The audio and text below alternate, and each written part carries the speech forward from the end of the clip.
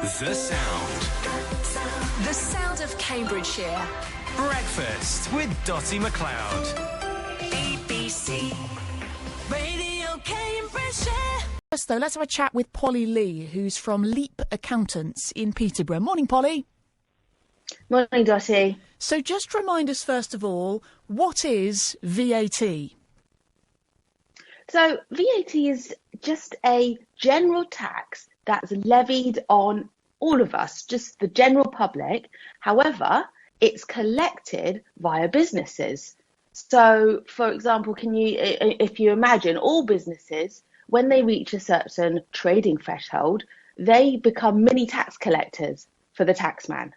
And they simply collect the taxes from the end consumer. So you go to a hairdresser's and they charge you VAT. The hairdresser will collect that and pass it on to the VAT man. And that's one way the government generates money in order to pay for the services that it currently provides. And VAT, it can go up and down. Where are we with it at the moment? What's the rate? So it varies. There's three main rates. There's a 20% rate, which everyone hears about. That's levied on most things. Then there's like a 5% rate that's levied on things like essential food, sanitary products, energy. And then there's a 0% rate, which is levied on foods that you need to prepare. So for example, cold milk and eggs or certain oats and things. And those rates have varied in the past, but they generally have stayed the same since, 2010, that kind of thing.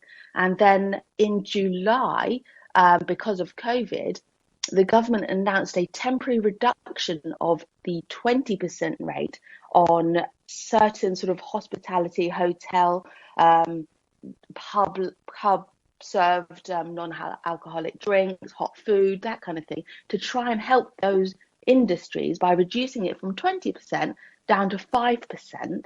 And that's from July last year, and it's going to end of March 2021. So suppose VAT were cut at, let's say, a hairdresser's. Would that mean that customers would be paying less, or what? How would it feed through to the client?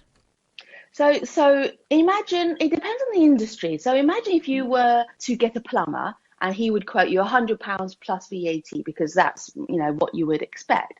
Then if his VAT was cut, then the customer would probably see a benefit.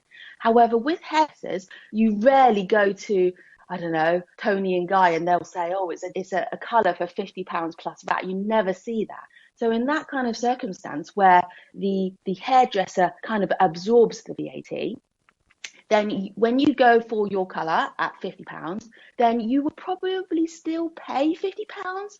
But the hairdresser has two options. They can either pass that saving on to the customer and obtain more customers at a more competitive rate, or they themselves can keep that difference and not have to pay as much of the money over to the taxman.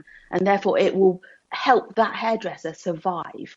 So it really depends on the model and the hairdresser business that you're talking about. I get you. Polly, thank you very much for your time. Thank you for explaining that so clearly for us this morning. That's Polly Lee from Leep Accountants in Peterborough. Leep Accountants. Call 01733 699033.